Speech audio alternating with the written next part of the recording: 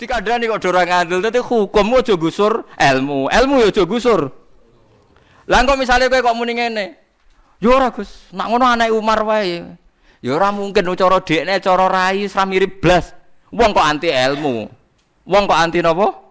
Ya ora oleh Islam ku teko mbek ilmu barang. Mulane bener Nabi, hukume dijalanno bar sidang Nabi ku lucu.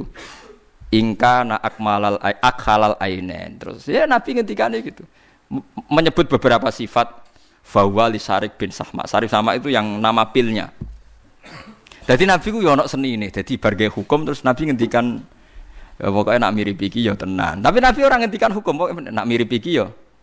Makanya ulama Al-Azhar itu ada sebagian yang berpikir DNA itu bisa jadi bukti. Makanya dulu Mahkamah Konstitusi pernah memutuskan sekarang kalau ada nikah siri yang enggak diakui oleh pihak keluarga suami, iku anak iso maris ta ora ketika DNA membuktikan itu anaknya. Paham ya? Tapi masalahnya pertanyaan itu mesti sing dituduh mantan menteri wong suga-suga kan.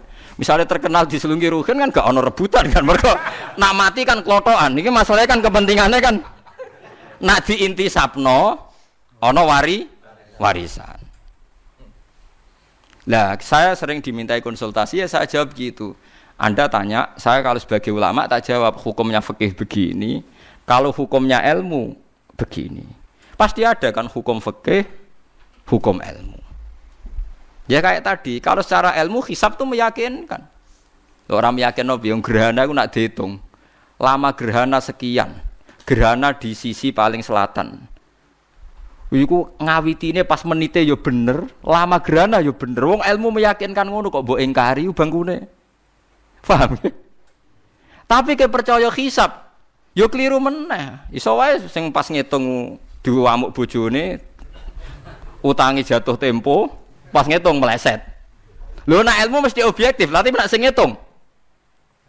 Siapa yang menjamin nak ilmu iku objektif? Nah ilmune objektif lah sing ngitung.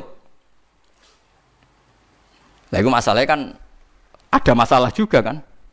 Padha ae ru'yah nggih ngoten nak sing delok trahum. Paham nggih? Mulane tenggene i'anatu thalibin. Niku jelas wonten takbir jika hisab qot'i berhadapan-hadapan dengan ru'yah itu menang hisab qot'i. Hisab qot'i itu adalah hisab yang sudah sesuai konsensus orang banyak. Artinya ahli hisab itu sepakat. Lah beda dengan kita ini ahli hisabnya alhamdulillah rata sepakat. Sitok muni sak derajat setengah, sitok wudu muni rong derajat. Lah alhamdulillah iku kok khilaf. Iku mbok ora khilaf malah repot. Paham ya? Mulane kula suwun nek wani dadi wong Islam iku kudu percaya hukum. Lah nek ilmu mbok percaya ya kuwaco. Lha mboten kacau piye niki kula contohno. Kula contohno kasus-kasusé wong alim. Sampeyan gak tahu duwe guyonane wong alim. Keyakinan bumi bulat-bulat to. Mboten keyakinan wong modern. Bumi bulat-bulat. Sekarang kalau bulat-bulat, orang di Texas Amerika yang Ka'bah pas di bawah.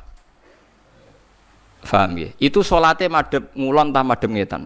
Apa ngalor apa ngidul wong padha.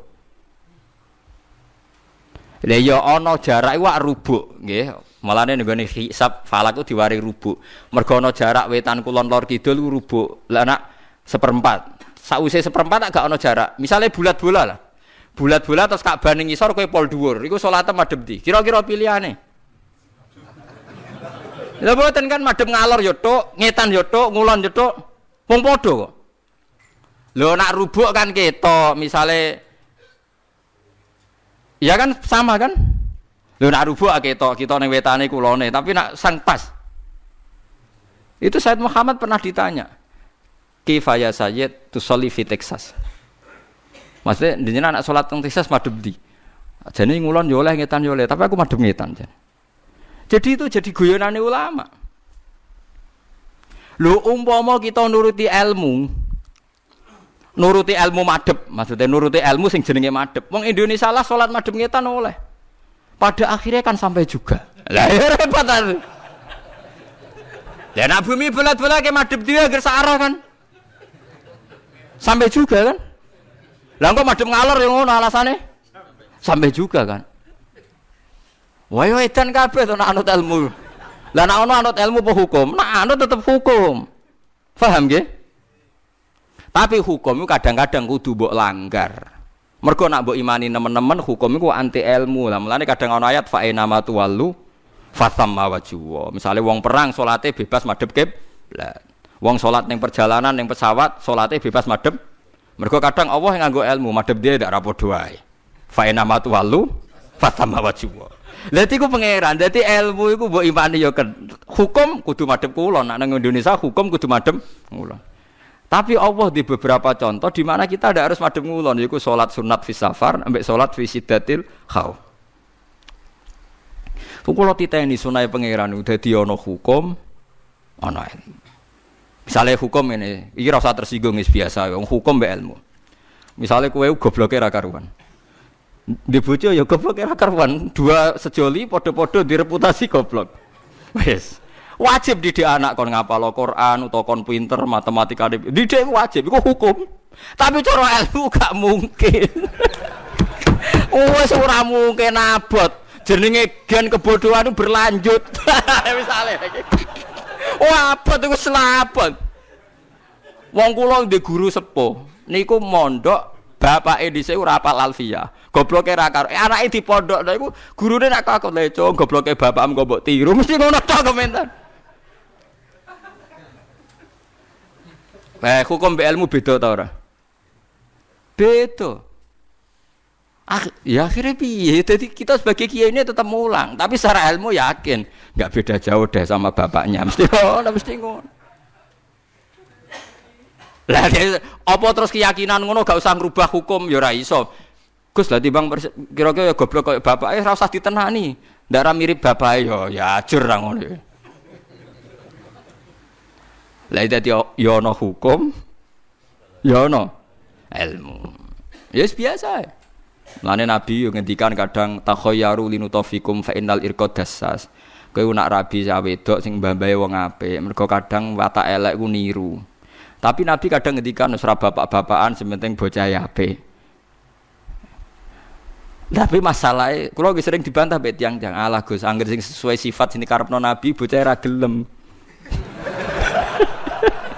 Sing gelem sing ora sesuai disifatno Nabi. Ya nek teman sing kaya Gus ngoten niku, Gus sugih alim, golek ning sugih bener kan gampang. Lah sing nyakang-nyakang kriting ndek lho angel to. Akhire kriteriane kan sing gelem kan. Lah iya mulane wong-wong sing sithik-sithik muni sunah Rasul ku ya repot. Perkarane misale sunah Rasul ning kawin, aku hafal hadise tungkahul mar'atu li arba'in. Wong wedok dinikahi pertimbangkan 4 hal. Li jamaliha wa nasabiha ana sing ngendina li diniha wa maliha wa sabiha terus fatfar bi dzatid din. Pokoke wong wedok dinikahi 4 hal pertimbangkan. Agamane baik, raine. Nabi ngendikan wa jamaliha ayu, wa hasabiha nasabnya baik. Coba ayu turunan kiai pinter. Terus sing lamar kriting elek anake wong biasa. Ndekne percaya sunah Rasul, apa ngenteni sing sesuai 4 kriteria iki? Yo nganti matek. Jare sapa? Akhirnya kan golek sing sederajat kan? Agar celek ya mesti ngamar wong elek kan misalnya. Sing ora pati nasab yang ngelamar sing ora nasab. Lah itu sudah gitu. Ketika punya anak ya ora usah narjetno nemen-nemen. Anakku sampeyan dadi kiai gede. Ya nanti kan terus goblok-goblok berikutnya kan nemplek kan? Lah iku ilmu. Orang ndak bisa mungkiri gen. Mungkirin apa? Gen. Bahwa gen itu ada pengaruhnya, itu ilmu. Tapi secara hukum wong kudu didik anak. Ya sampean tak kelah terus urip sepundi Gus ora piye biasa, pancen kawula wis ngene biasa. Paham lha iku eling-eling. Lah iku seperti Rasulullah sallallahu alaihi wasallam.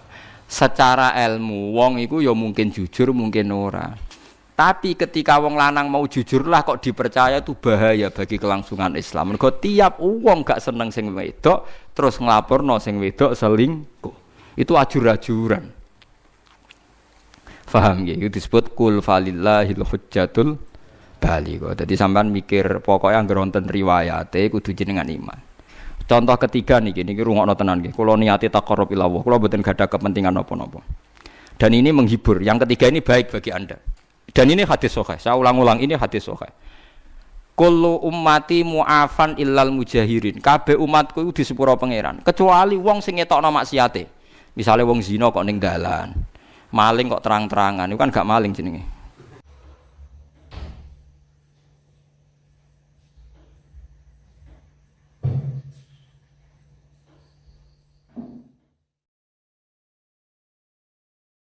Sejarah orang-orang soleh memang harus dimaklumatkan supaya orang itu masih ingat Allah dan Rasul. Jadi saya sering baca di kitab-kitab awwalu hadatin al-i'lam. Pertama agama ini muncul karena dimaklumatkan.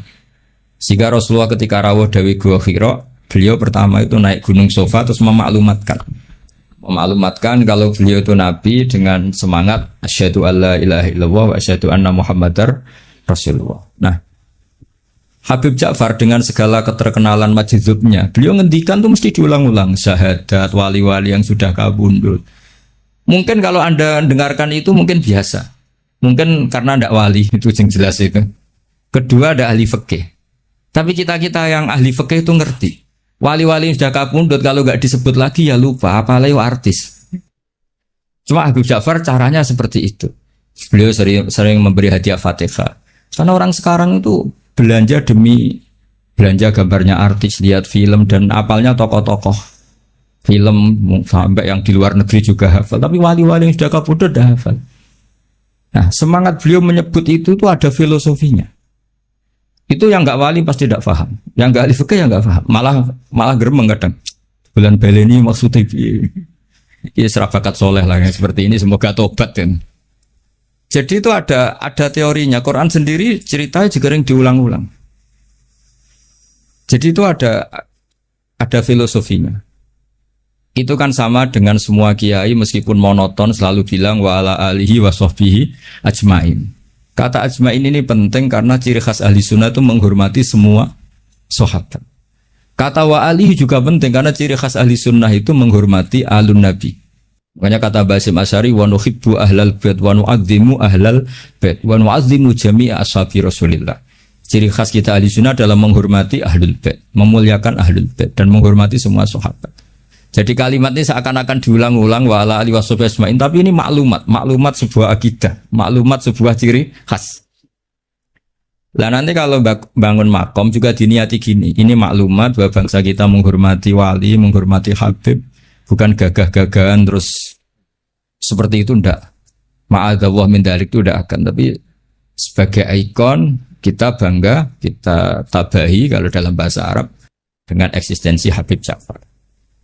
Jadi saya beberapa kali dengarin beliau ketika dengan Pak Jokowi, dengan Gus Ali, dengan Mbah Mun, terus terakhir dengan saya di sini kenangan saya. Itu harus difekihkan. Jadi ketika beliau kesini biasanya dikawal dari Mapolda. Dari Mapolda kemarin saya juga melihat acara pemakaman. Saya pas itu baru datang dari Situbondo. Jadi semua itu harus difekihkan.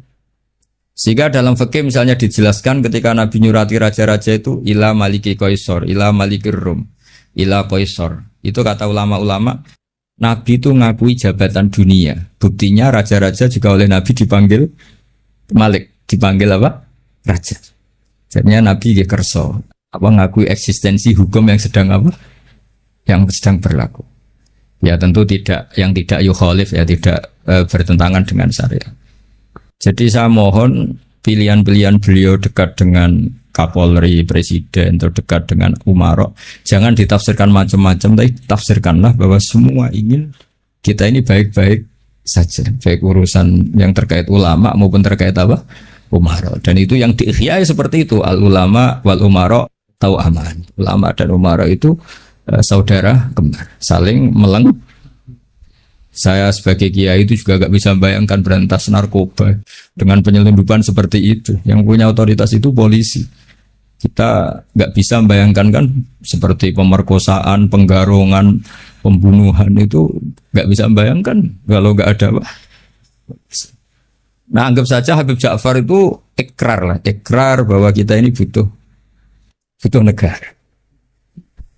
Lah bahwa kita di sana sini ada kekurangan baik di aparat negara maupun di kita ya sudah al-insan makhluk khata'. Tapi kaidah kita dalam fikih itu la yudraku kulluh la yudraku kulluh. Jadi kalau tidak bisa ideal jangan ditinggalkan sama sekali. Kita bernegara pasti tidak tidak ideal. Tapi kita butuh kekuatan untuk melawan penjahat, kekuatan untuk melawan pengedar narkoba, kekuatan yang bisa menangkap pemerkosa. Nah, kekuatan-kekuatan itu adanya di kepolisian. Sama kita butuh kesejahteraan, benono sing mikir menteri keuangan, Menko apa. Kita butuh kesehatan, ya ada yang mikir yaitu menteri kesehatan. Karena kalau sing mikir kiai terus bentuknya kadang-kadang kayak rondo jimat gitu. Nah, sing ra tepak terus rondo dukun gitu. Jadi repotnya kesehatan kalau yang mikir kiai itu nak tepak ya dongo, nak ra tepak ya rondo gitu. Nah, jadi ini kula suwun sekali, saya mohon semohon-mohonnya sama keluarga Habib Ja'far, utamanya sama Habib Umar Al-Mutahhar yang beliau lama sekali di situ, sama benderanya Habib Ridho Khirit ya. Habib Ridho Khirit. Saya tahu banyak beliau karena memang saya termasuk orang yang mencintai beliau. Coba tafsir-tafsir fikih ini kita hidupkan supaya enggak ada tafsir yang macam-macam gitu. Jadi boleh saja. Iya gimana? Kalau saya ya kan Iya. mendingan jenengan kan mungkin kalau bagaimana itu terlalu sibuk ya. Jenengan punya orang yang bisa menulis Iya. sejarahnya jenengan yang mengkoreksi. Oh ya, saya yang pokoknya yang bagian fikih insya Allah saya ikut bikinnya nanti. Itu lebih bagus. Jadi versi-versi yang tadi kayak beliau dekat dengan Pak Jokowi, jangan dilihat karena Pak Jokowi presiden top. Bukan, dengan Pak Polisi pun, dengan camat pun, atau dengan rakyat kecil pun beliau. Jadi ini semuanya dalam konteks. Saya bersaksi ya Mbah Mun. Banyak orang bilang Mbah Mun sudah ya para wong presiden kan keren. Mbah Mun ditamoni KUA itu ya hormat. Ditamoni polisi, tentara yang kopral pun hormat. Cuma orang-orang hasut ngiranya agak tunggalnya nak para kebek presiden. Tapi kita kan bersaksi sebetulnya kan dengan siapapun beliau juga hormat. Jadi jadi nanti istilahnya kalau di buku sekarang itu testimoni. Jadi nanti yang kesaksian Habib Umar monggo, bikin monggo. Tapi nanti semua itu dikawal secara fikih. Karena kalau dikawal fikih ini awet. Saya beri contoh ya betapa pentingnya fikih. Rasulullah Shallallahu Alaihi Wasallam itu kalau dahar itu sering di luar rumah. Dan cara dahar itu enggak priayi menurut ukuran orang-orang priayi. Orang priayi itu kalau dahar kan dinampan terus pakai sendok. Nabi itu dahar kayak umumnya orang. Tapi itu dianalisis sampai ada orang lewat tuh ini ngaku Nabi kok cara makan seperti itu. Tapi kata ulama-ulama itu penting sekali. Karena Nabi jadi Nabi itu setelah kecelakaan orang seperti Nabi Isa dituhankan. Jadi Nabi Isa itu saking sempurnanya, saking lembah lembutnya, justru kecelakaan dianggap Tuhan. Sehingga trauma dari itu Nabi itu sak urip-uripe sak gesang-gesangnya menunjukkan kalau dia seorang manusia. Nate sholat patang rokaat itu kali rokaat ditakdir dilupakan sama Allah supaya kelihatan basariahnya. Jadi ini harus dibaca secara fikih. Sama misalnya kita melihat orang alim alamah atau habib wali kok mangan ning warung, itu bentuk penghormatan pada wong cilik. Tapi kalau yang nafsiri orang yang gak ngerti fikih dianggap ngonak dan murah agak apa dianggap beda bakule ribet kan. Jadi penafsiran ini penting sekali. Nah, akhirnya di ulama-ulama kenapa Nabi dahar di depan umum? Bahkan Nyon Sewu pernah juga di depan umum Nabi itu dimarahin orang macam-macam. Nabi ya sabar. Sampai beberapa kali dimarahin. Tapi akhirnya orang itu sungkem terus iman. Ini orang Yahudi. Saya membaca alamat Nabi ada di kamu semua kecuali satu yang belum saya jumpai, yaitu ketika dimarahin, dimaki-maki, nambah khilmannya, sifat sayangnya, sifat sopannya. Dan sekarang saya temukan sifat itu pada Anda, maka asyhadu alla ilaha illallah wa anna kamu Rasulullah. Jadi fikih ini harus dibaca. Seorang lagi fikih ini harus dibaca. Sehingga ketika Nabi lupa sholat duhur hanya 2 rakaat, Nabi dawuh ma kuntu ansa walakin unassali as-sunnah. Saya sebetulnya enggak lupa. Tapi saya ditakdir lupa supaya kalian tahu ketika lupa harus melakukan apa. Jadi lupanya Nabi itu berkah bagi kita semua. Saya sering nyontohkan tuh sholat qadha. Normalnya sholat qadha itu tidak wajib karena batas waktunya sudah habis. Kalau kita tangi turu 12:30 sekolah SMP kan sudah enggak mungkin sekolah, jatahnya sudah habis. Normalnya qadha itu tidak wajib. Karena yang namanya sholat subuh ya antara 4:30 sampai jam 6 misalnya. Waktu itu habis kan harusnya kan sholatnya juga habis. Karena malaikat bagian nyatet sudah tutup buku kan. Itu ibarat kita mau nabung sudah jam 4, jam 5 kan. Bank sudah tutup. Tapi barokahnya Rasulullah nanti ditakdir kodok. Saya ada bilang kodok, ditakdir kodok subuh. Dan ternyata Nabi sholat. Terus jadi pelajaran bahwa kodok itu wajib. Nah, jadi Nabi itu dalam kondisi yang seakan-akan Nabi kok kodok, itu aja berkahnya. Tadi kan Nabi gak pernah kodok. Mungkin ulama-ulama pertama kayak Izan mesti berpikir butuhnya kodok itu. Mesti berpikirnya begitu, karena nah, contoh yang terakhir sekaligus ini pengalaman fikih. Semua ketika tawaf itu jalan, tapi Rasulullah itu naik unta.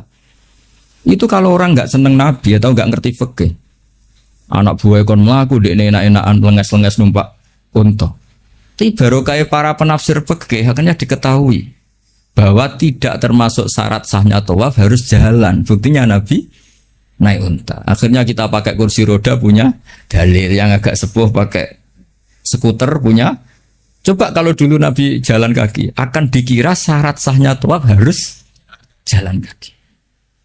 Jubah juga gitu, bibitin jubah, baju hem kayak gini. Itu dulu semua tabiin kalau sholat tuh pakai pakaian resmi, pakai jubah, pakai gamis. Kalau Indonesia mungkin pakai hem resmi. Itu Jabir bin Abdillah datang ke masjid, jubahnya dicopot, serbannya dicopot, dicandel loh ya. Terus sholat pakai sarung satu, akidan bena torofaihi ala atiki, sarungnya dicancang begini. Kayak orang-orang kuno di kalung no. Terus ketika dikomplain sama tabiin, ungzuru ila sahibi Rasulillah, ini sahabatnya Nabi kok sholat seperti itu. Terus beliau marah. Saya bersaksi Nabi pernah sholat seperti saya ini. Akhirnya barokahnya itu orang tahu batas minimal aurat, yaitu mabena surah. Andai kan semua sholat mulai dulu jubahan pakai gamis, pakai hem, akan dikira syarat sahnya harus seperti ini. Tapi barokahnya itu orang yang pakai celana 1/4 ngisore dengkul pasangon atau pas apa di sawah bisa sholat karena memenuhi syarat. Jadi itu hebatnya Rasulullah SAW. Jadi ketika beliau dengan standar gamis imamah yaitu kondisi terbaik karena pakai pakaian ketika pakai sarung diikatkan juga kondisi terbaik karena itu maklumat ilmu bahwa ini standar minimal untuk satrul aurah. Itu hebatnya Nabi. Pas pakai pakaian resmi ya adnal halat, pas pakai pakaian paling minimal juga a'lal halat. Jadi kemana pas pakai a'lal halat ya a'lal halat, kayak adnal halat juga a'lal halat. Jadinya Nabi ketika pakai kamis, pakai imamah juga kondisi terbaik karena pakai pakaian. Ketika Nabi hanya pakai sarung satu dan menutupi aurat juga kondisi terbaik karena sebagai maklumat secara ilmu bahwa itu batas. Jadi apa? Nabi ketika sholat juga kondisi terbaik. Ketika dahar juga kondisi terbaik. Karena dahar Nabi memaklumatkan, aku ini mau terima Nabi ora pangeran. Nah, jangan sampai Nabi dahar terus Nabi kok begani ngemil. Tidak bisa. Nabi dahar sekaligus memaklumatkan nafyul uluhiyah bahwa saya tidak Tuhan. Karena Nabi jadi Nabi setelah Nabi Isa. Nah, di sini hebatnya Quran ketika nyifati Nabi era Rasulullah. Wa ma arsalna qablaka minal mursalin illa innahum la yaquluna ta'ama wa yamsuna fil aswaq. Jadi makanya saya sering dengar Habib Ja'far kecilnya sering main layangan, sering dolanan ayam. Itu menurut saya filosofinya orang tuh tidak perlu bagian nunggu punya alpat tabungan miliaran, cacilek dolanan pitik ya seneng. Butuhe dunya ku syukur, syukure dolanan pitik ya dolanan pitik. Tapi nek iso jodoh. Intinya itu bisa kok ditafsirkan secara wafak. Nabi itu kalau ada sahabat dolanan manuk ya seneng. Ya Umair mafa'alan nukher cuma manuk piye jem. Kita cilik itu. Jadi cobalah ini ditafsirkan tadi secara fikih supaya hal-hal yang basyariah itu menjadi makna yang luar biasa. Kayak tadi Nabi itu menunjukkan basyariahnya. Tapi itu bagus karena beliau jadi Nabi setelah Nabi Isa yang gara-gara pesonanya terlalu magis bablasan dianggap Tuhan. Tapi Nabi enggak, kayak umumnya orang. Dahar ya kayak umumnya orang, cara berpakaian ya kayak umumnya orang. Kadang-kadang ya dineng bojone sak wulan, macam kayak umumnya orang. Tuh masyhur itu Nabi. Ya amang kesuwen ya setahun nih. Nah, setahun kesuwen ya ono riwayate. Jadi saya ingin lah. Makanya beberapa ulama setiap nulis sifat wajibnya Nabi itu mesti apa? Sifat wajibnya papat, misalnya mukhalif papat, mesti menetapkan satu sifat jaiz. Ini ku al-a'rad al-basyariyah. Nabi juga punya sisi kemanusiaan. Tapi ini menjadi luar biasa karena bentuk perlawanan terhadap nafyul uluhiyah, bahwa seorang nabi enggak boleh dituhankan. Ini penting sepenting-pentingnya. Makanya ketika Nabi wafat, saya ulang lagi, ketika Nabi wafat, itu Sayyidina Umar kurang dekatnya sama Rasulullah, kurang pinternya Sayyidina Umar. Ketika Nabi wafat gak terima dia. Mangqala inna Muhammad qad mata qata'tu unuqah. Siapa yang bilang Muhammad mati tak bunuh. Innama huwa yunaji rabbah kama yunaji Musa rabbah. Beliau sedang munajat. Marah-marah. Lah orang mau gak bilang kapundhut gimana wong nyatanya cara lahir kapundhut. Akhirnya Abu Bakar datang, terus Umar dileraikan dengan dibacakan ayat afa immata wa ma Muhammadun illa rasul qad khalas min qablihi rusul afa immata ukutilang qalabtu. Jadi ketika Nabi kapundhut dengan cara yang wajar, itu juga mendapat derajat yang setinggi-tingginya karena itu bentuk maklumat juga bahwa beliau adalah tidak Tuhan.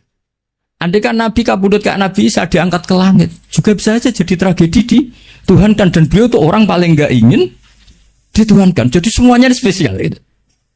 Apa semuanya ini? Jadi yang biasa saja itu spesial. Nah, tapi ini kalau yang ngendikan tidak ahlul fikih, tidak ahlul hadis. Nabi kok kabudutnya biasa sih, sakjane keren diangkat ning langit kok Isa. Lha iki umat yang perlu ditobatno, paham nggih? Justru Nabi kabudut biasa ini menjadi luar biasa karena di situ tidak terjadi nafyul uluhiyah. Jadi begitu juga nanti tentang Mbah Mun, Habib Ja'far, Mbah Arwani, Mbah Munawir, tokoh-tokoh yang basyariah ini harus dijadikan ahwal yang luar biasa. Jadi misalnya kancanan wong cilik ya bentuk penghormatan pada wong cilik, kancanan wong gede ben ora hasud. Kadang ya ana wong gelem kancanan wong cilik tok ora gelem kancanan wong gede. Dikira zuhud aroi jebule hasud. Banyak enggak yang seperti itu? Banyak banget tuh. Ada sing kancanan wong gede tok mau wong cilik. Ya ternyata sombong betul. Lah ini beliau-beliau ini teladan betul. Jare Habib Bidin ya Ja'far dolanan manuk perkutut itu suwen, dolanan pitik itu suwen. Artinya beliau-beliau itu orang yang gampang syukur. Orang kok senengnya ketika di istana saja tuh ketemu presiden saja, enggak. Ya jadi kalau suwun lah nanti saya ikut bantu testimoni ya. Saya itu BBA yang spesial fikih lah ya. Jadi supaya sesuai porsi masing-masing. Jadi nanti Habib Umar sesuai pengalaman beliau, itu juga Habib Ridho Khirid pengalaman beliau, nanti Amang juga bantu terutama ya Bidin. Dari saya mohon semohon-mohonnya semua ini ditafsirkan menurut kapasitas fikih sana, menurut kapasitas fikih. Karena perilaku Rasulullah SAW, andai kan tidak ditafsiri fikih, yo repot. Misalnya tak ceritani, donga mara kuburan ya barokah rodok suudzon. Nabi itu giliran di Aisyah keluar. Karena garwane Nabi banyak dan yang cantik juga banyak, ada Zainab, ada Sofia. Aisyah itu cemburu, ditututi pikirannya itu ke yang lain. Ternyata Nabi itu mau bagi. Semua bagi terus Nabi ngintikan assalamualaikum darokah. Jadi itu riwayat berdasar cemburu, berdasar rodok suudzon. Tapi barokah itu ada riwayat assalamualaikum darokah mu'minin. Terus akhirnya Aisyah balik, oh jebule ngono to, ya sik aman. Jadi sholat tahajud juga gitu. Betapa Rasulullah itu orang yang luar biasa. Ketika sare jatah ning Aisyah, kenangannya Aisyah hatta massa jildi jildah. Tapi Aisyah yang cantik itu perawan. Aisyah itu saya senang sekali ketemu engkau. Orang Jawa lagi seranjang dengan beliau. Tapi apa pamitnya Nabi? Ya zani putune kudu niru ya kowe. Dari ini ata'abbadu li rabbi. Aku keiha, aku tak ambek pangeran. Dari ini ata'abbadu li rabbi. Terus sholat. Ya dikira Aisyah sholatnya rakaat. Ternyata sholat tuh sampai subuh. Padahal ngarepe Aisyah, ngarepe Saudah banyak penafsirnya.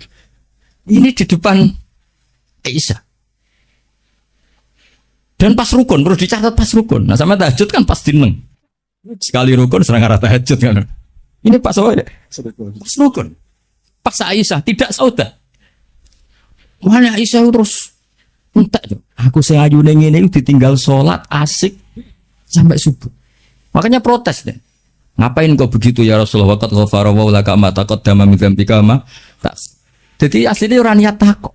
Ya rada niat protes. Nabi jawab afala akunu abdan syakur.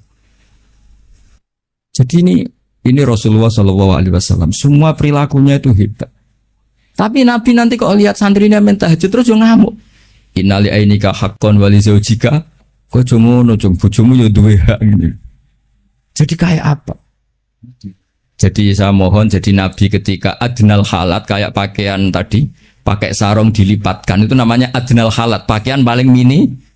Tapi itu secara ilmu menjadi a'lal halat karena menjadi ilmu bahwa pakaian aurat batasnya satu aurat hanya segitu. Andai kan Nabi selalu pakai jubah dan selalu pakai hem resmi, akan dikira syarat sahnya sholat harus sesempurna itu. Ya, saya ulang lagi ya, jadi ingat ya, Nabi ketika memilih adnal halat itu hakikatnya tetap a'lal halat. Jadi ketika Nabi biasa-biasa saja, tetap ini secara fikih hasilnya luar biasa. Karena di sini ada maklumat hukum. Ya begitu juga Nyon Sewu ketika Nabi lupa, sanukriuka fala tansa illa masyaallah. Andai kan Nabi tidak pernah lupa, Nabi kan pernah zuhur 2 rakaat. Terus beliau kondur setelah di pintu, ada sahabat yang agak kurang peradaban karena masih baru lah. Aku siroti sholatu amnasita ya Rasulullah, ini sholat model qasar apa memang kau lupa? Sahabat-sahabat yang terpelajar Abu Bakar Umar kan tidak berani matur. Nabi masih jawab, kullu dzalika lam yakun, itu tidak ada semua. Hanya Nabi kembali ke mihrab. Afakun maqalahu dzul yadain. Tadi yang dikatakan dzul yadain apa benar? Iya ya Rasulullah, kau tadi sholat 2. Sahabat yang kayak kula mun seneng. Wah, ini sholat duhur model baru, berarti mulai besok 2 rakaat dianggap nasah mansuh. Makanya kita tidak tanya karena inginnya itu memang nasah mansuh. Tapi apa yang terjadi? Nabi terus takbir nambahi 2. Semenjak itu diketahui kalau sholat lupa, ya sudah tinggal nambah jumlah yang dia lupa. Jadi lupanya saja barokah. Jadi semua yang dilakukan Nabi lupanya saja barokah. Ditakdir kodok saja barokah. Termasuk dicurigai bojo, dikiting sampai itu ya barokah. Akhirnya ditemukan assalamualaikum daraqaumin mu'minin wa inna insyaallah bikum. Dan itu akhirnya yang jadi dalil tahlil. Saya punya kitab namanya itu Tajul A'ros fi Qutbi Habib Soleh bin Abdillah Al-Attas. Itu diantara dalilnya orang tahlilan atau baca Quran di kuburan. Itu dalilnya itu hadis itu. Hadhihi kalimatun ghairul Quran. Ini kalimat tidak Quran, yaitu assalamualaikum daraqaumim.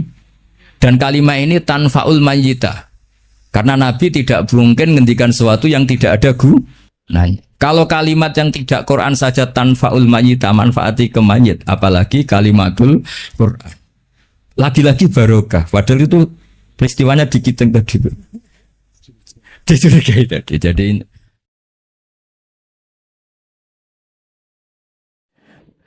begini. Suatu saat Nabi Ibrahim didatangi malaikat Israel, mau dimatikan, nyawanya mau diambil. Kata Ibrahim, kamu siapa? Saya Israel. Mau apa? Nyambut nyawa Anda. Jawabnya Ibrahim, kamu tahu saya siapa? Saya ini Khalilur Rahman. Wahal ra'aita khalilan yumitu khalilah. Masa kekasih bunuh yang dikasih? Ini enggak masuk akal. Ini mesti kamu salah. Israel, kamu pasti salah. Ya mungkin saja karena enggak pernah ngaji di pelosok. Malaikat Israel enggak pernah ngaji berat pelosok. Jadi mungkin salah. Enggak pernah ngaji ihya, apalagi khataman. Kalau sampean khataman tidak pernah ngaji. Itu lebih buruk lagi, itu buruk sekali. Itu buruk sekali. Itu menurut saya itu kredit, itu bahaya itu. Nanti saya tes. Saya itu khatam ihya setengah hafal. Artinya kalau sampean macam-macam tak tes. Saya pernah khatam ihya, pernah tak maknani sendiri, pernah tak maknani pakai ithaf. Terus ditambah khataman sama Mbah kula niku Gus Kausar. Jadi pengetahuan tentang ihya saya itu sempurna, sangat mendalam, sangat sempurna, berakhir di sini tadi itu. Tapi ketika Israel begitu kan bingung Israel. Jadi malaikat itu ya boleh bingung ya, sebenarnya banyak malaikat bingung. Tidak manusia toh, malaikat bingung juga banyak. Akhirnya Israel datang. Matur teng Allah, Ini gimana ya Allah? Kata Khalilukar Rahman Ibrahim gini. Kata Allah, bilang saja begini.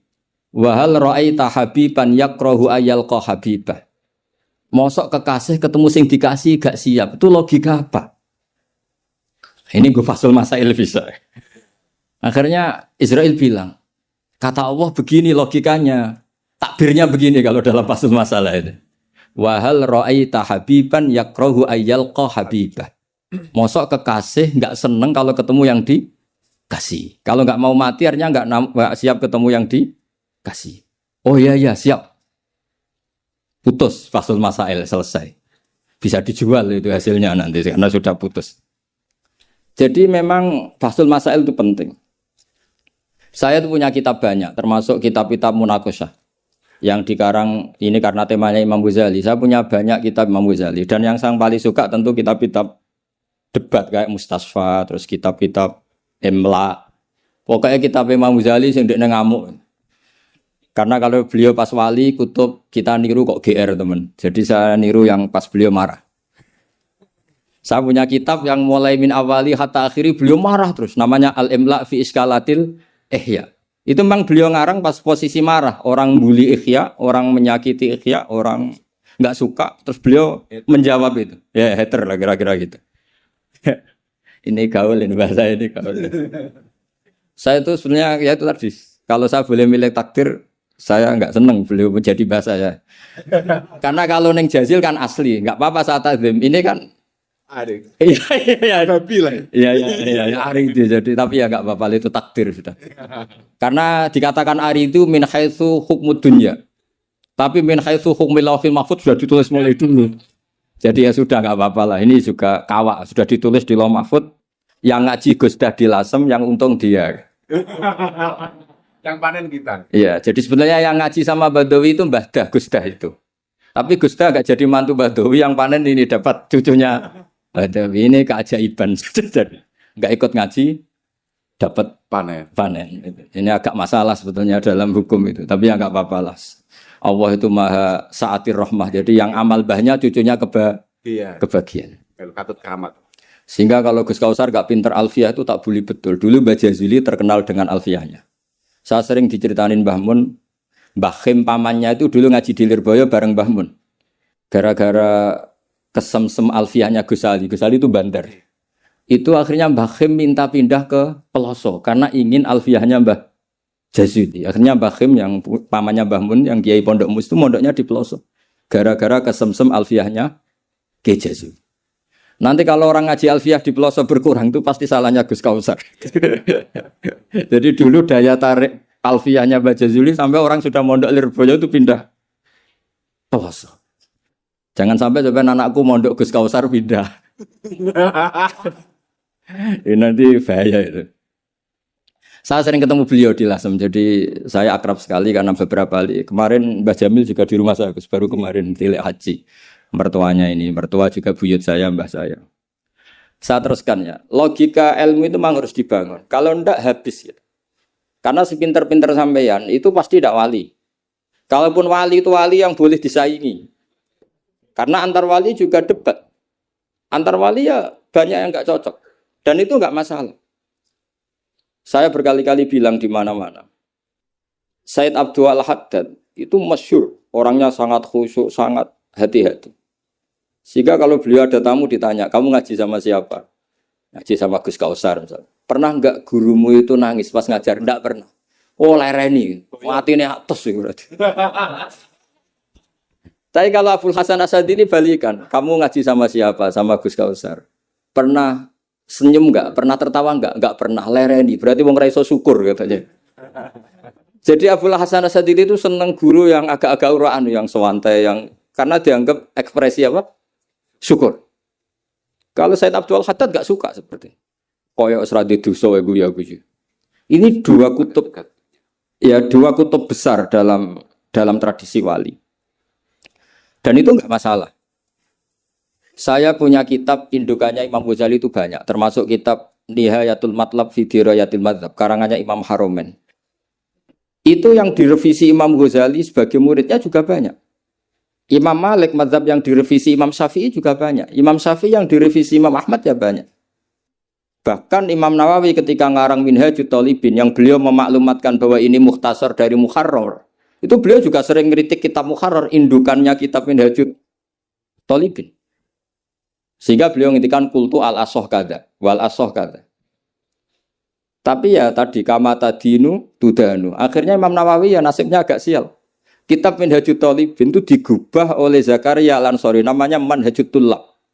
Itu ya akal-akalan toh. Minhaj sama Thalibin, yang satu pakai masdar minhaj, yang satu pakai jamak mudzakkar salim Thalibin. Terus dirubah Zakaria Al-Ansori jadi Manhajut Tullab. Itu kan akal-akalan toh. Thalibin kalau dijamakkan taksir kan memang Tullab. Thalib kan boleh Tullab, boleh Thalibin.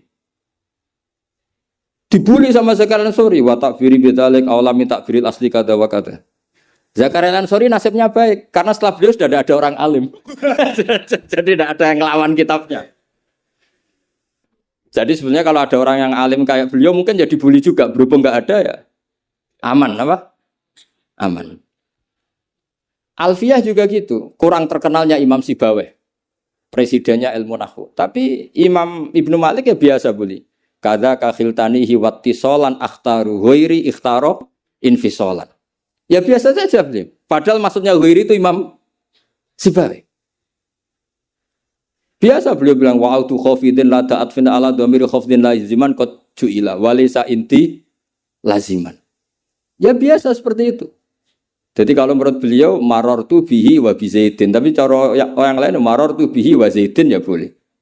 Wa'autu khafidin la ta'atfin ala dhamiri khafdin laziman qad ju'ila, berarti marartu bihi wa bi zaidin.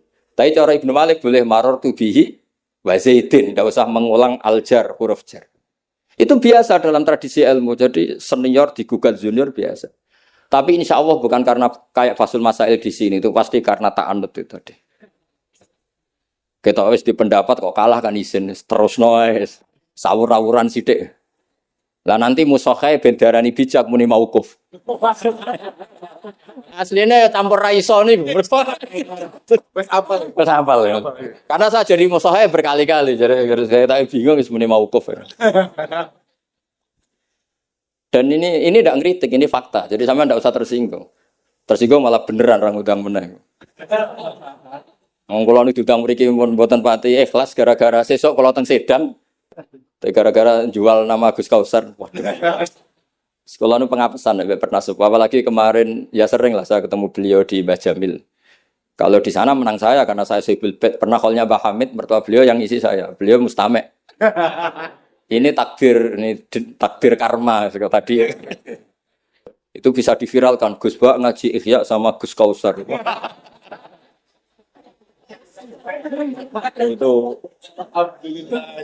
Itu nggak tahu saya itu musibah apa rahmat. Tipis. Nggak apa-apa lah, saya nikmati betul, saya nikmati santai mawon. Ini urusan ilmu. Kenapa ilmu itu harus digugat? Karena selain masalah usuluddin, ya selain masalah usuluddin dan ya, hal-hal yang mujma'aleh atau mutafaq alaih dalam fikih itu memang potensinya tidak. Asal yang gugat orang alim loh ya, jangan sekedar dosen, ora iso ngaji lho. Mesti dosen tertentu ora iso ngaji, oh iku ora istihad, iku ngawur jene. Istihad itu harus orang alim. Alim itu apal Quran, apal ribuan hadis, apal kutubus sittah, terus khatam Ihya. Maksudnya khatam dari awal ngaji sampai akhir. Kalau ben khataman lho. Ini khataman namanya bukan khatam Ihya.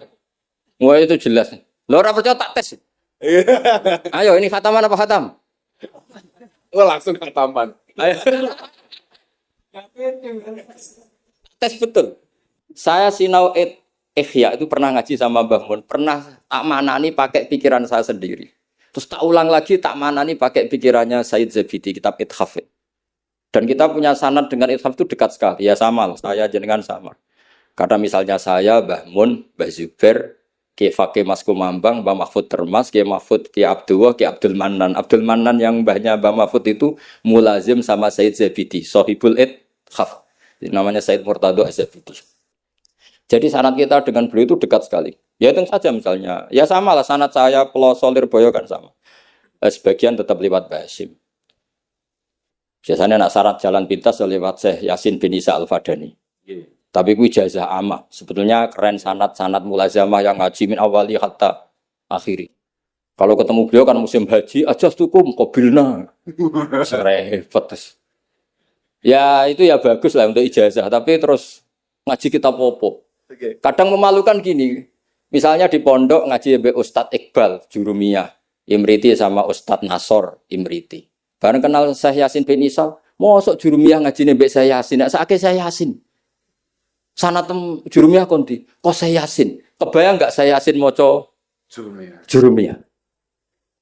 Mergo apa yang aku muni sanate ning ndi? Ning Ustadz Iqbal. Ustadz Iqbal saiki alumni pondok ngojek. Sing murid dadi kiai. Yang muridnya jadi kiai kan isin nak sanate itu Ustadz Iqbal karena jadi Ustadz zaman di pondok pulang sudah ada jadi.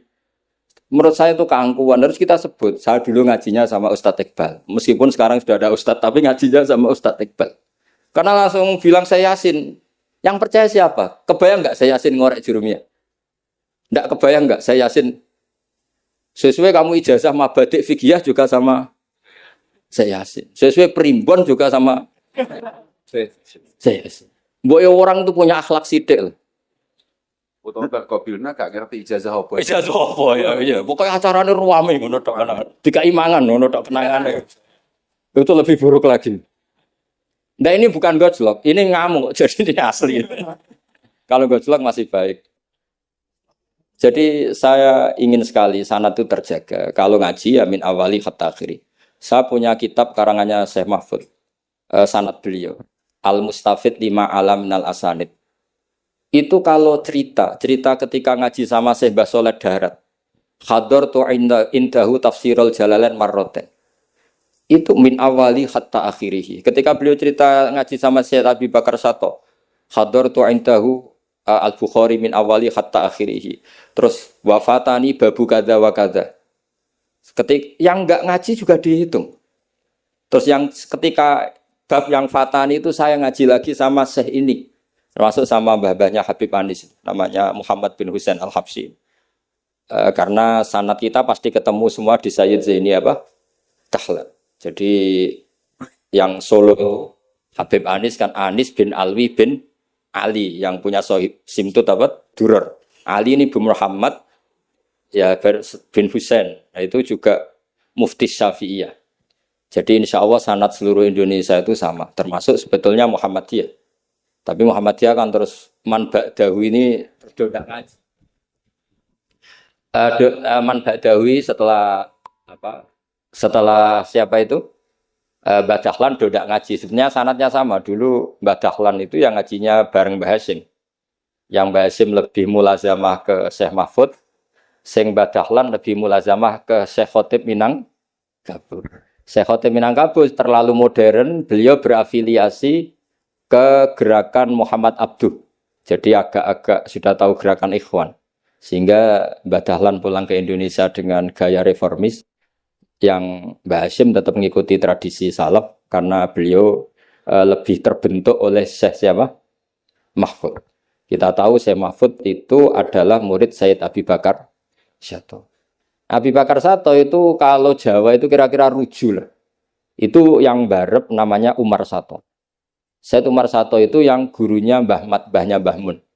Mbah kandungnya Mbah Mun dari ibunya namanya Ahmad bin Syuaib. Itu dulu mondok di Mekah muridnya Said Umar Sato. Dan itu beliau nggak pernah ngajar kitab besar. Nggak pernah ngajar Ikhya atau kitab-kitab besar. Beliau mau ngajar kitab yang bisa dihafalkan. Jadi kalau muridnya nggak sanggup muhafadzah, nggak mau ngaji beliau. Makanya kita ini wajib menghafalkan. Itu sebenarnya ya korban dari tadi.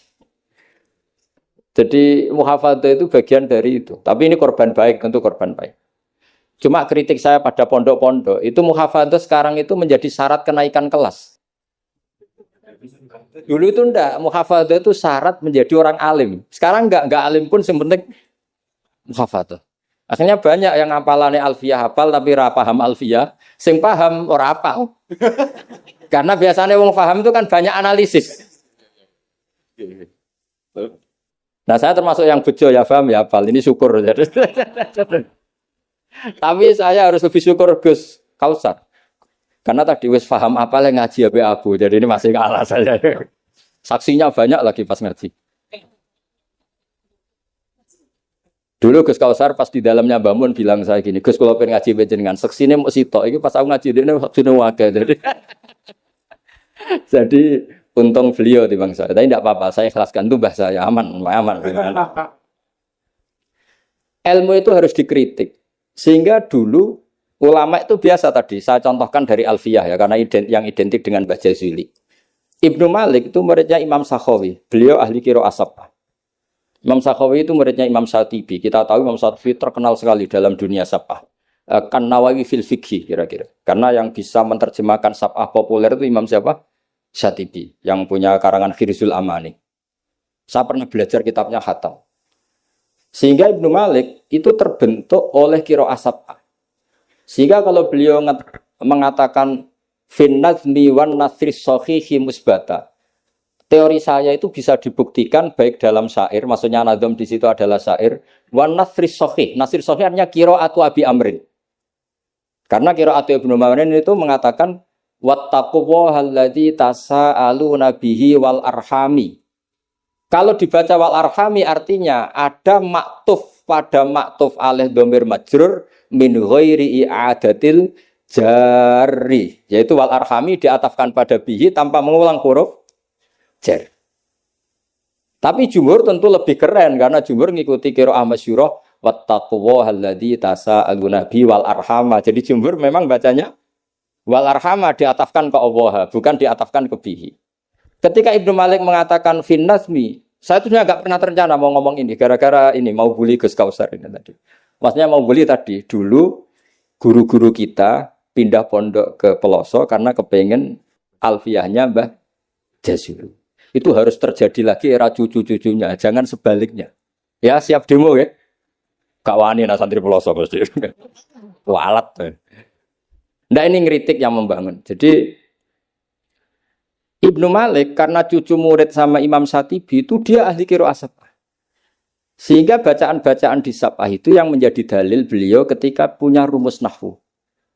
Termasuk beliau meyakini bahwa seperti itu ada, yaitu fin nazmi wan nasris sahih. Maksudnya nasrah itu qiraatu Abi Amrin atau ba'dul qurra as-sab'ah membaca apa? Wattaqullahalladzi tasaaluna bihi wal arhami, bukan wal arhama dalam qiraah itu. Sehingga sebetulnya kalau bicara sanad itu tidak ada ilmu yang asing. Ya tadi karena bapak saya hafid, bapak saya ini teman abahnya ini. Bapak saya dulu akrab sama Gus Mek, Gus Dah. Beberapa kali putranya Gus Dah lahir itu yang semaan bapak saya. Bapak saya itu hafal Quran. Makanya saya ketiban barokah beliau saya juga ngapalkan Quran mulai kecil. Terus saya sambil ngaji di sarang. Jadi saya termasuk wong bejo. Di ngaji fikihnya di sarang, terus saya punya tradisi keluarga Quran karena buyut-buyut saya dari ibu itu semuanya keluarga Quran, yang dari bapak itu keluarga ahli tirakat. Jadi cara kalau daftar wali insya Allah cepet. Karena mbah saya dari bapak itu tidak pernah keluar dari kamar. Jadi kayaknya cepet lah kira-kira gitu. Gambang lah. Iya, jadi saya ini daftar wali ya gampang, daftar ulama ya gampang. Kalau daftar orang goblok tidak daftar sudah jadi. Itu lebih gampang lagi gitu. Lebih gampang lagi. Saya teruskan menyangkut teori L. Saya sering guyon di mana-mana dan ini nyata. Dulu itu pernah seorang ulama meragukan, jangan-jangan benar-benar cengkeh itu pewangi. Buktinya kalau bikin kue itu dikasih cengkeh supaya tambah wangi. Pertanyaannya secara fikih, kalau cengkeh itu pewangi, berarti orang rokok pas ikhram itu bayar dam. Karena pakai apa? Pewangi. Oke, itu hampir putus. Tapi ada yang nyoal, ya kayak jenengan-jenengan Fasul Masail itu. Berarti orang Jumatan sunat rokok. Karena itu pewangi. Jadi silahkan imamnya ya rokokan, makmumnya. Wah ini kan at-tatayyub yaumal Jum'ah. Wah itu bisa celaka itu. Barokahnya penggugat itu, fatwa itu di-cancel. Udah usah. Batal. Kacau semua. Artinya debat itu penting. Debat itu penting. Karena orang akan tahu. Makanya Alfiyah dari awal sudah memaklumatkan fa'iqatan Alfiyah tabni mu'ti. Karena ilmu itu setelah digugat. Itu kelihatan salahnya. Yang paling masyhur dalam usul fikih misalnya. Ini saya ngomong kelas A karena hormat sama santri Al-Falah, apalagi ini katanya peserta Bahsul Masail. Nara fahmi kebuangetan. Sampean enggak usah tersinggung biasa saja, ini kan ranah ilmu. Ya nak mbak-mbak boleh, wong itu oleh tersinggung, wong lanang ra oleh. Biasa wong itu tersinggung, wong lanang kebablasan. Notabene dalam usul fikih atau dalam hukum fikih itu kan hukum yang wajib, haram, mubah dan sebagainya. Itu banyak ulama yang mengatakan mubah itu tidak ada. Padahal mubah itu terkenal sekali, tapi sebagian ulama mengatakan mubah itu tidak ada. Kenapa tidak ada? Ya karena setiap orang melakukan mubah pasti bersamaan dengan itu tarkul haram. Misalnya tidur itu mubah, padahal pas tidur tidak zina, tidak maling, tidak korupsi, tidak demenan, tidak macam-macam. Berarti tidur itu mubah apa tarkul haram? Tarkul haram wajib apa mubah? Wajib. Berarti turu? Waduh. Potongan-potongan ini untuk ijazah rusak. Nanti jaya gambar. Di situ jelas, sampean kalau nggak percaya cari di Lubul Usul itu. Alasannya Al-Ka'biyah izmamin mubahin illa wa yatahaqqaqu bihi tarku haramimma. Sama siapa takbirnya? Tidak ada sesuatu yang mubah kecuali saat Anda lakukan pasti banyak keharaman yang Anda tinggalkan. Fa yatahaqqaqu bisukun tarkul qatli wa bisukut tarkul qadzaf. Orang diam artinya enggak bunuh orang. Orang tidur artinya enggak ngrasani orang. Wa tarkul haram wajib, fal mubah wajib. Ternyata akhirnya yang hukum mainstream bahwa mubah itu ada dirubah wal mubah min haitsu dzatuh, ditambahi min haitsu dzatuh. Karena kalau min haitsu atharul mubah adalah wajib karena terjadi tarkul haram. Itu barokahnya gugatan. Akhirnya wal mubah min haitsu dzatuh. Ya umumnya mas saya sarang baca min haitsu dzatuh karena masih ngikuti kaul as-shah. Kalau haitsu wajib butuh pada jumlah. Tapi kalau ada yang baca min haitsu dzati anggap ae wong pinter. Mergo roh kaule nak haitsu le mudhof ning mufrad ya anggap ae wong pinter. Utawa pancen ra iso. Ya utawa ketepaan ya tapi tidak tahu saya. Jadi ini santai-santai saja, sampean dendam ya boleh karena saya gojlok. Tapi saya berhak lebih dendam karena saya jauh-jauh dari kesini untuk ngaji sama sampean gak matur nuwun kebablasan. Padahal saya sesuk harus ngaji di Sedan. Nah kembali ke Sayyid Umar Sato. Sayyid Umar Sato ini punya murid namanya Ahmad bin Syu'aib. Yang akhirnya Mbak Ahmad ini punya putri namanya Mahmudah, terus punya putra Mbah Mun. Mbak Ahmad Syu'aib ini punya cucu namanya Hamzah Sato yang besok saya ngaji. Jadi biasanya ngaji di Sedan tuh hanya dua. Yang khataman Quran saya, yang ngaji pengajian umum Mbah Mun. Mulai dulu ya zaman bapak sama Mbah Mun, sekarang saya sama Mbah Mun. Sudah ada mungkin 14 tahun saya bareng Mbah Mun. Yang ngaji Qurannya saya, yang ngaji pengajian umum Mbah Mun. Tapi kalau besok karena Mbah Mun sudah wafat, intaqala ila rafiqil a'la, saya mungkin sama Gus Wafi atau sama siapa. Said Hamzah ini juga yang Hamzah bin Abdullah bin Umar. Sehingga sanad di daerah saya itu benar-benar jadi sanad yang luar biasa dekat dan bahkan jadi sanad dan ahwalian, bukan sekedar sanad seperti untian mutiara atau untian, tapi memang jadi perilaku. Sampai guyonannya itu orang alim nara setengah hafal i'anah. Orang alim nara pati setengah hafal. Karena i'anah ini dibawa cucunya ke Sedan, ke Sarang, ke Naruan. Bahkan Said Hamzah itu sering tidur di rumah saya dulu. Karena ya temannya buyut saya, temannya buyutnya Gus Akhwas, temannya karena Hamzah itu bin Abdullah bin Umar. Said Umar ini kakaknya sekaligus gurunya Said Abi Bakar Sato Sohibul I'anah. Jadi makanya saya ketemu jenengan ya pede saja. Buyut-buyutku koncone sing ngarang kitab. Lagi putu padha ra iso ngarange. Tapi suatu saat insyaallah punya karangan, nggih tunggu mawon.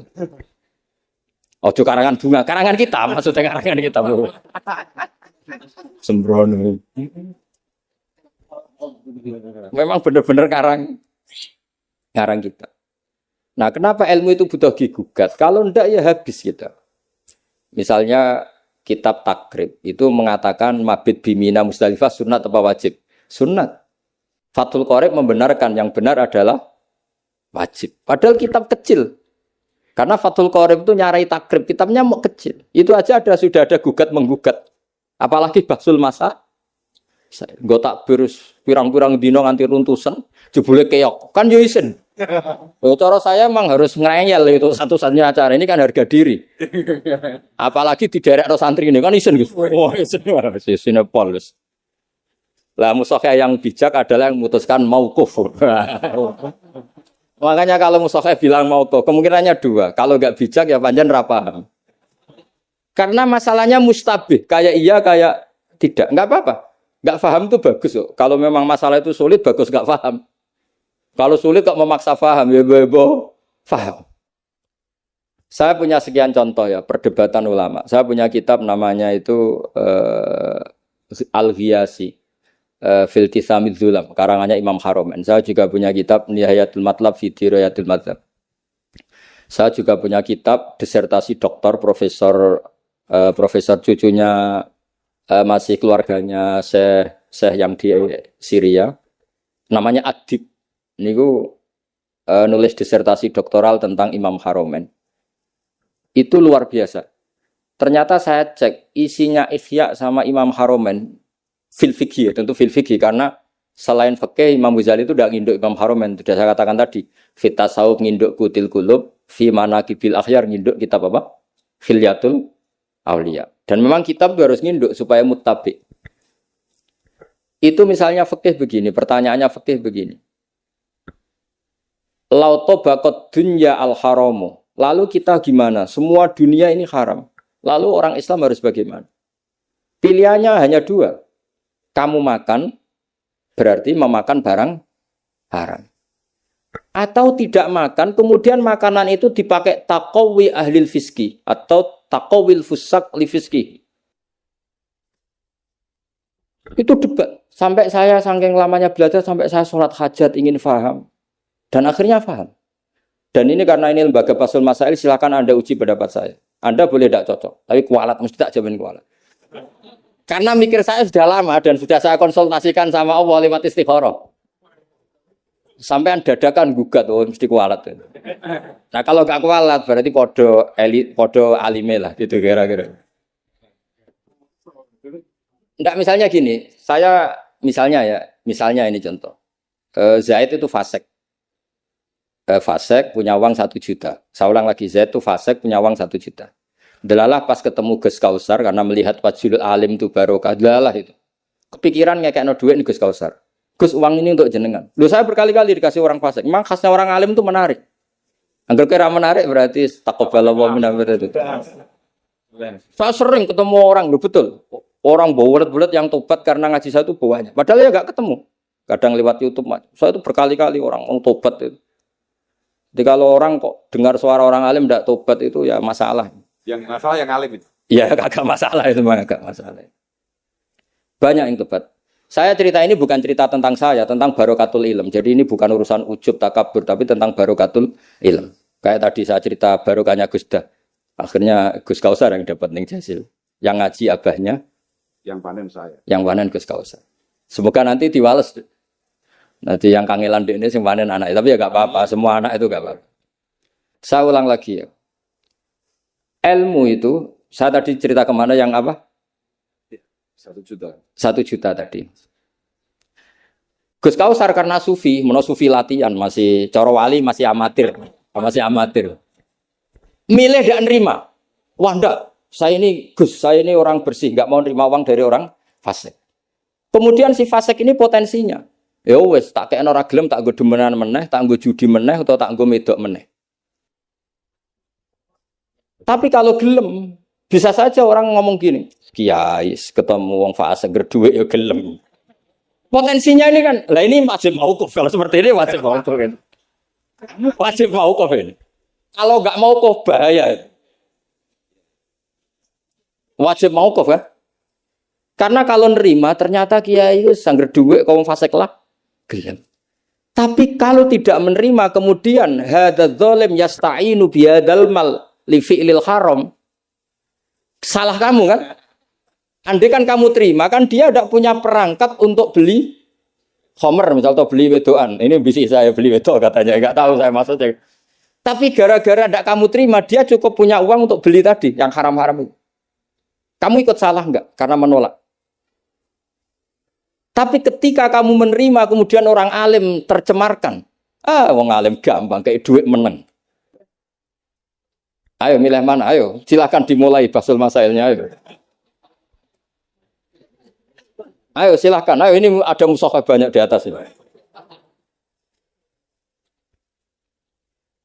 Jawab sekarang apa tidak usah dijawab? Ini masih 5 menit ini. Mau kok kata beliau mau kok. Nah, tapi sebetulnya padanan seperti ini itu ada. Saya tidak bilang jawab loh. Padanan seperti ini ada. Ya misalnya tadi, ghanimah itu amwalul kufar. Ya gitu aja, tidak usah saya terangkan detail. Ghanimah itu amwalul kufar. Dan namanya amwalul kufar bisa saja mereka dapatkan dan kebanyakan bukan saja kebanyakan dari jual khomer, jual babi, mungkin nyuwun sewu sebagian jual prostitusi. Namanya amwalul kufar. Maka normalnya ghanimah itu haram. Karena min amwalil kufar yang notabene pasti materinya banyak yang haram. Sebab itu normal ketika ghanimah itu diharamkan oleh Nabi sebelum Rasulullah Muhammad SAW. Oke, itu fikih pertama. Fikihnya Gus Kausar tadi yang masih latihan tasawuf itu benar. Tapi nyatanya apa yang terjadi? Era Rasulullah Muhammad ghanimah itu dihalalkan. Karena kalau itu dikembalikan ke mereka, pasti yasta'inu nabiha alal ma'asi. Pasti dipakai perangkat maksiat. Makanya ini clear mauqifnya. Yang kubu sebelah nabinya sebelum Nabi Muhammad. Yang kubu sebelah nabinya Nabi Muhammad. Tidak apa-apa. Dan dalam hal seperti ini kita memang boleh ngikuti siapa saja. Makanya itu uniknya Rasulullah ngendikan al ulama warasatul anbiya. Nabi tidak mengatakan warosati, waris ingsun. Karena Nabi itu kadang punya perilaku yang kelas A, kelas super, sehingga umatnya agak kuat niru. Jadi Joko-Joko sing rapayu rabi, ya niru Nabi Zakaria gitu. Enggak bisa kamu niru sepersis Nabi Muhammad. Istrinya banyak, adil, tentram. Kan enggak mungkin gini niru. Kowe bojone meloro telu, mesti masalah tak jamin. Bojo sitok ora persis Nabi, yang Nabi garwane ndak sitok. Gak payu rabi, malah ora persis blas. Nah, kalau sudah seperti ini ya sudah al ulama warasatul anbiya. Nah, kebetulan ada nabi yang enggak nikah, yang masyhur Yahya dan Isa. Dan ada ulama kita yang niru itu, Syekh Nawawi. Siapa? Imam Nawawi, maksudnya Imam Nawawi yang ngarang kitab Majmu. Itu enggak nikah. Bukan karena enggak payu, memang enggak nikah beliau. Lalah namanya beliau itu Yahya. Yahya bin Syaraf Zakaria An-Nawawi. Makanya Mbah Mun kalau nerangkan itu nangis. Lah iya. Pangeran cek pinter. Delalah Imam Nawawi jenenge Yahya. Di bapak jenenge Zakaria. Lalah ya ora rabi ya alim. Lah anakku ora rabi tok ndak alim kata bapak. Makanya ini bukan al ulama warosati tapi al ulama warasatul. Ada umatnya Nabi yang kuwereng garis keras. Karena niru Nabi Nuh. Ada ulamanya Nabi yang lunak karena niru Nabi Ibrahim. Makanya ketika menyikapi Asra Badrin, tawanan-tawanan Badar, Rasulullah tanya sama Abu Bakar, ini gimana Asra Badrin?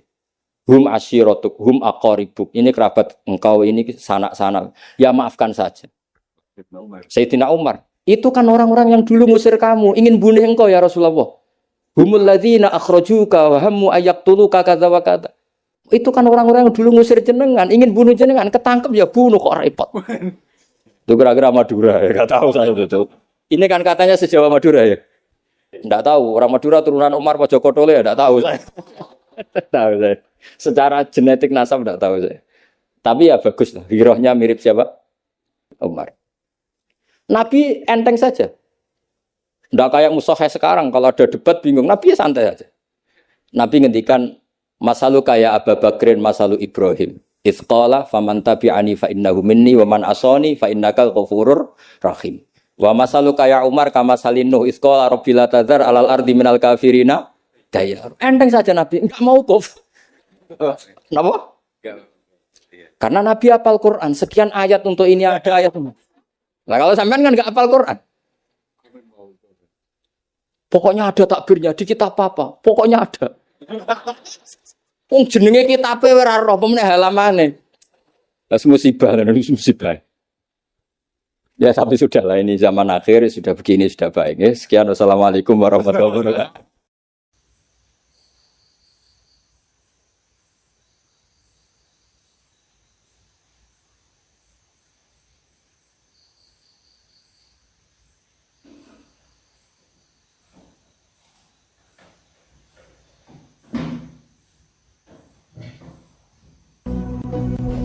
Jauh dari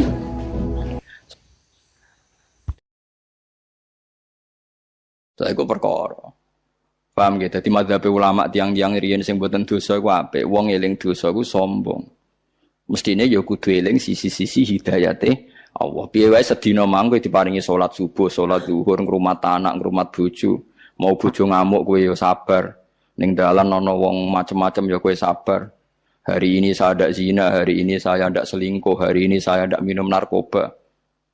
Musuh eling-eling terus. Mau aku turu yakin jah gak zina, gak narkoba, gak wong boy tangi turu alhamdulillah, mau turu gak maksiat. Enggak ngombe alhamdulillah gak nyabu. Wis wali tenan. Lan nek Ihya ana cerita ulama takoki pangeran.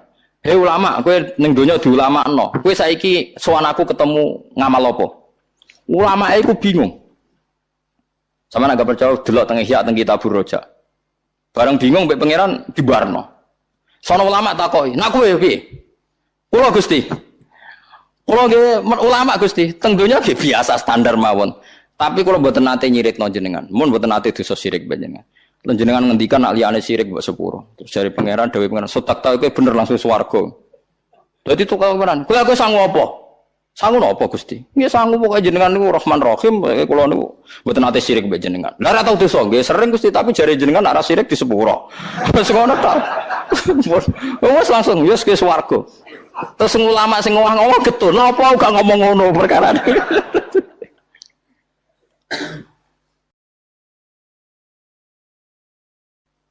Lho nggih kula niku nak roh wong nggih utange kuwatha terus anake wakal nakal. Ya kok tetep iso guyu nangis sik rahmane pangeran. Wong bingung ngono ya kok guyu. Kula sering, kula niku kiai kan sering wong frustasi sowan kula, Gus kula tang kula kata anak kula minggat, sakniki bojo kula nggih menyusul minggat. Niki solusine sepundi tak sugoi kopi. Jenengan saya ora rasane kopi enak. Enak Gus niki cocok. Wah, berarti jenengan jek normal bagus. Jenengan jek rokokan seneng nggih, rokokan. Sik nikmat terus ya bagus, pokoke sik eling nikmate pangeran. Kuwi niku mawon wae jenengan eling nak ngopi niku enak, rokok niku napa enak.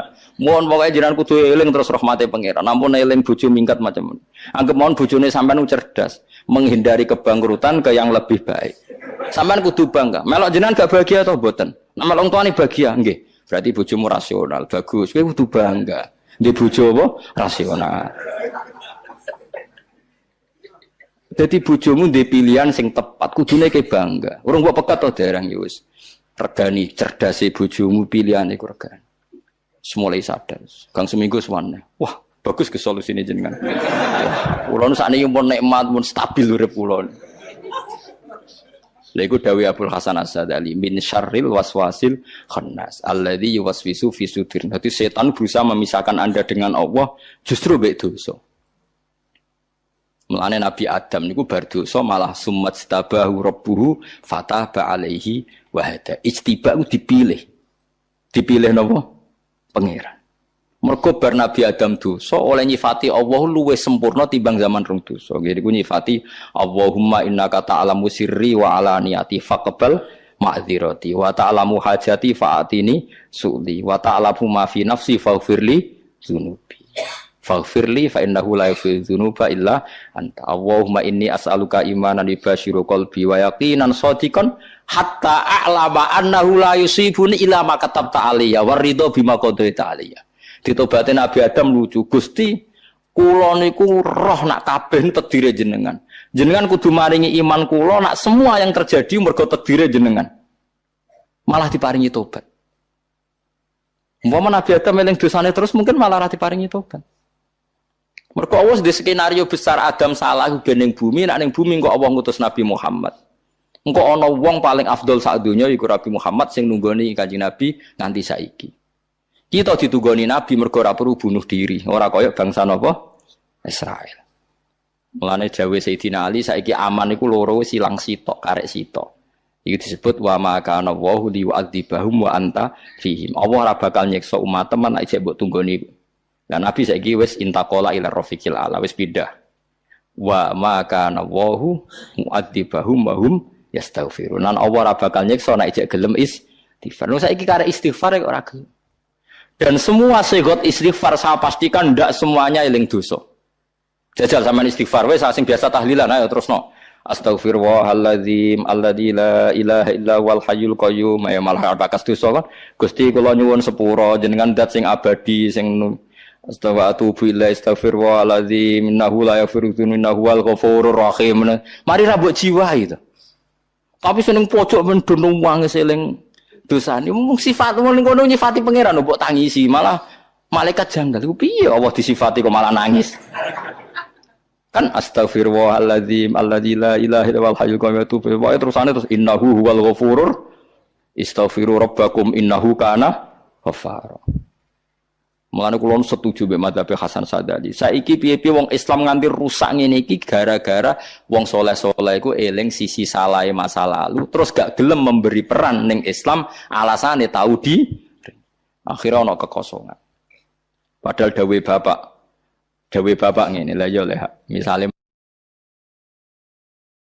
maling itu terus ngisi jeding masjid ayo tetep maling ngisi jeding masjid ayo tetep artinya ya tetep dadi ngamali lha opo eling tau maling terus ora tau ning masjid jare isin mergo tau terus padahal misale ngisi masjid yo misale saiki ana wong fasik teko ngaji yo nambahi jumlahe akeh pengajian mau teko ngaji mergo ngrasa fasik. Lah sing misale wong fasik merasa fasik kabeh tetep nekani pengajian, nak pengajian mayoritas. Mergo sing fasik lah teko. Lah nek misale sing fasik aku mau teko wong rusuh, akhire sing ngaji sepi to wong resik tok. Berarti sing ngaji wong ujub tok ngrasa resik. Malah repot toh. Lho wong ngrasa resik ra wong napa? Ujub. Dan ini jadi penting go pengetahuan jenengan. Piye-piye Nabi Musa nate dikalahno Nabi Adam, perkara nyalahno Nabi Adam nate napa?